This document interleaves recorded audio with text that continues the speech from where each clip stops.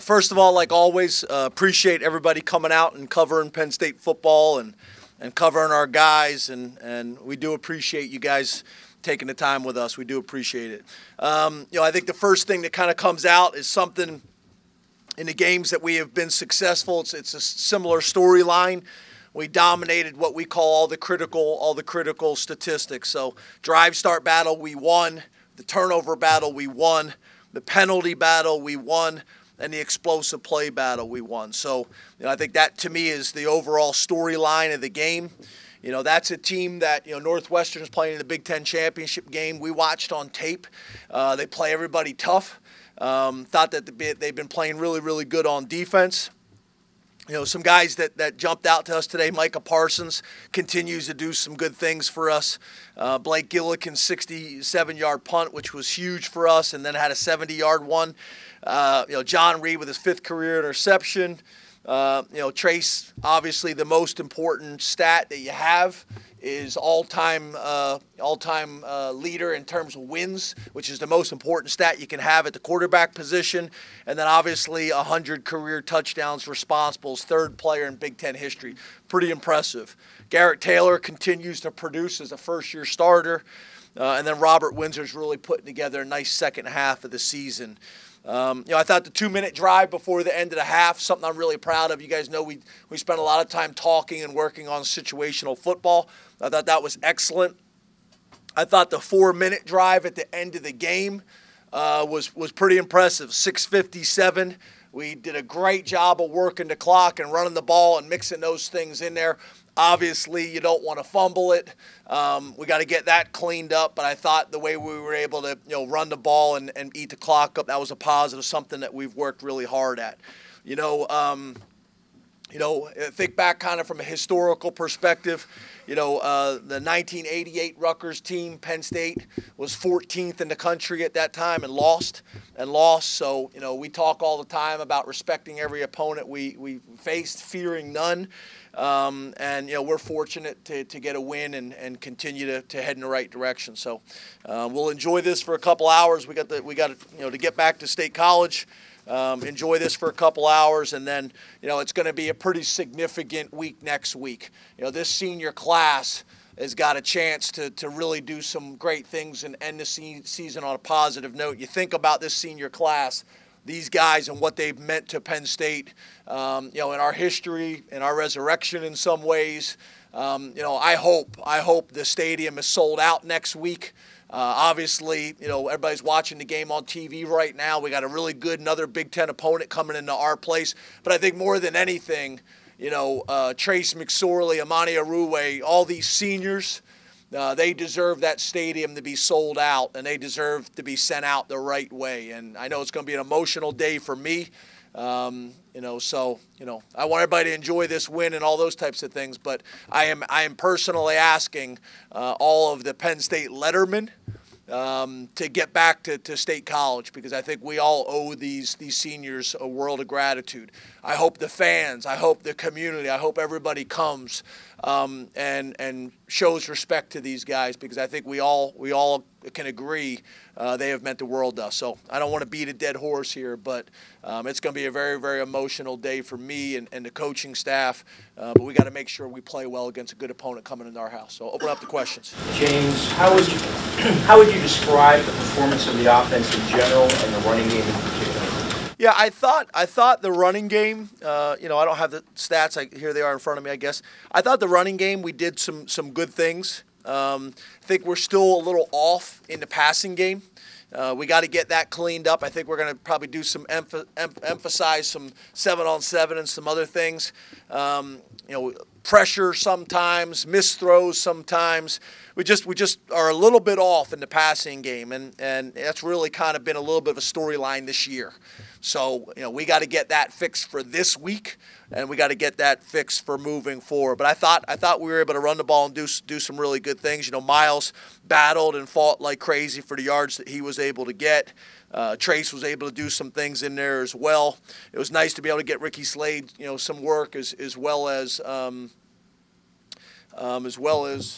thank you very much, Journey Brown. I'm getting old. It was good to get those guys on the field as well. But yeah, were just a little bit off. But that defense, we'd seen it on tape. They played everybody tough. We knew that was going to be a situation. We felt like we had some opportunities with our defense against their offense, and we were able to do that. So we got to get better in the passing game. And I actually think the better we get in the passing game, will actually open up the runs for us a little bit more too. You just said that next week will be emotional, and it certainly will. Other games this year have certainly been emotional. This wasn't. And you do anything during the week knowing it could be an emotional valley week to try to address that and just let it go the way it goes? Yeah, no, I don't think it's going to be emotional the week of. I think it'll be emotional for me when those seniors come running out. Today, what did you do earlier this week knowing that this wouldn't be an emotional game? And it wasn't. They were flat in the first half. Not a very emotional performance, I would say. I don't know what you think. Go ahead. I love your questions. Statements? Are they statements or are they questions? I'm not sure. You tell me if I'm wrong. That's what I'm saying. Yeah, yeah, I don't know if I necessarily saw it that way. When we watched these guys on tape, we had a lot of respect for them on tape. We had a lot of respect for on tape and how they played and how hard they played. We didn't feel like we were going to come in and this was going to be an easy game for us. We thought it was going to be a battle. Like I said, Northwestern, who's playing in the Big Ten championship game, I think it was 14-18. So we saw these guys trending in the right direction, playing hard, you know, especially in first half of games and things like that. We had a similar situation a couple years ago. We came, first half was the same way. So I didn't really feel that. You know, I didn't feel that what you described. I thought you're talking about next week, you know, in our seniors in that situation. No, so I'm just saying that there are emotional games during the course of the season, and this is not going to be one, let's face it. And did you try to address the emotion at all, or do you just coach the opponent every week? Yes, knowing that's the truth, and that's the way you do it? Yes, sir. We just coached what we see on tape and the opponent. Your defense the last couple of weeks, and particularly that goal line stand, even though they missed the trick play, how much did that swing some momentum for you guys? Yeah, I think our defense is playing really good the last couple of weeks. I thought we played fantastic today. I thought we had a chance, you know, with them. We knew it was about the running game with them. You know, we had not seen on tape yet that they could beat you with their passing game, with their quarterbacks and receivers and tight ends. It was about really Pacheco and Blackshear. So you know we've been pretty good at defending teams that maybe are one-dimensional in some ways. So I think our defense is playing really well. Our defensive line is playing at a high level right now. I actually think if we didn't have some of those, although we did a great job from a penalty standpoint, we had some penalties that hurt us from a discipline standpoint. I think we made it a little bit harder than it needed to be. We made it a little bit harder than it needed to be. James, can you explain the decision to start Micah instead of Cam Brown? And then at halftime, do you worry about messing with the good thing as well as your defense was playing to bring Cam back? No, we had a situation. We had a small violation of team rules, so that's why we did that. James, 19-yard and 22-yard field goal in the first half.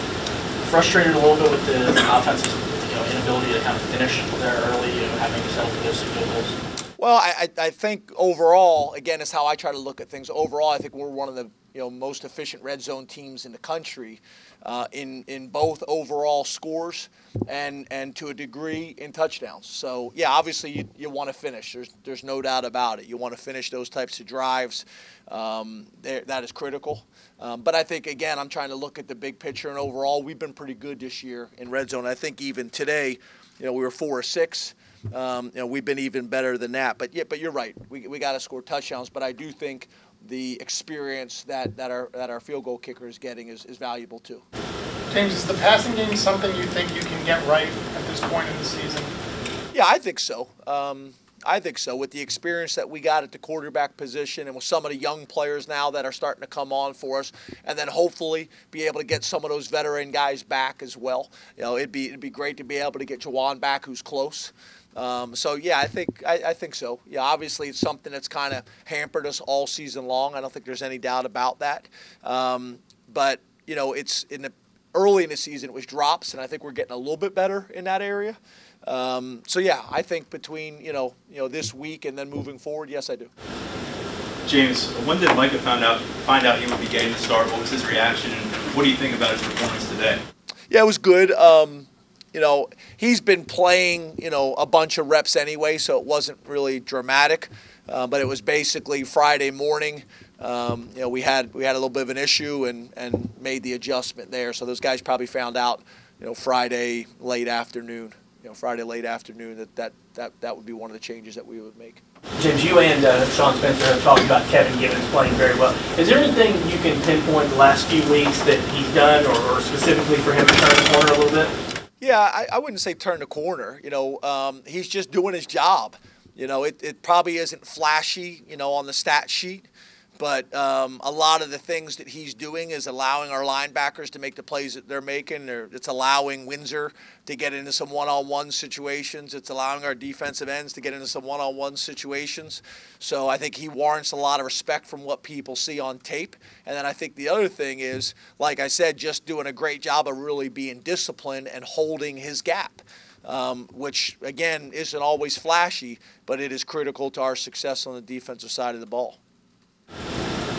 Anything else for Coach? James, how impressive has, you know, you talked about Pat Fryermuth before, kind of it's not too big for a year, but, you know, two kind of different touchdowns today. The second one on the wheel route, he just kind of find that soft spot in the zone, and the first one he had to have the patience to wait for the play action to work out. I guess what can you say about his play, how he's developed over the last few weeks, and how he's leading your team in touchdown? Yeah, he is big, he is strong, he is physical. He's got great body control. He can contort his body in different positions and come down with the ball.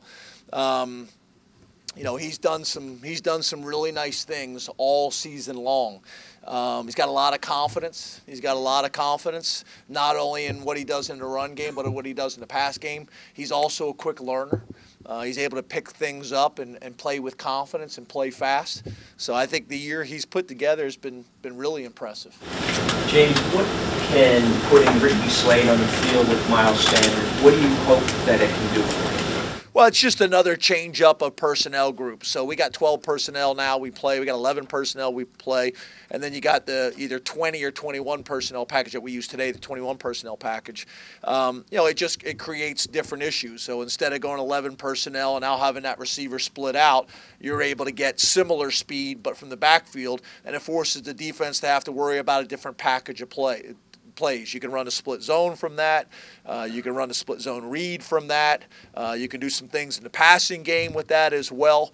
So it's just another wrinkle. We're really running the same plays, but with a different personnel group. And then I think what you saw too is with the production of our tight ends, especially Fryermuth, that's why we went 21 personnel with 2 backs and 1 tight end still on the field, and we really did it from a 20 personnel set where we're usually 3 wides and 2 backs. So part of that is what our tight ends have been able to do. The other thing I would say, a lot of our run game, or a good portion of our run game, is the perimeter run game stuff. So it allows us to get a bigger body in the slot, blocking that field backer and things like that. So that's helpful too. Last question. James, did you expect Pat Fryermuth to be this valuable to the passing game at this point of the year? Yeah, I think it's hard to say that a true freshman that you ever expect this from. And let me say this too. I mean, we got a lot of confidence in Bowers and Dalton and Holland as well. That's a really good group. But he's playing at a very, very high level. And I think that also kind of speaks to it, is it's not like he came in here and we had a hole, you know, in the roster, and we're forced to kind of play him in action. He's earned it.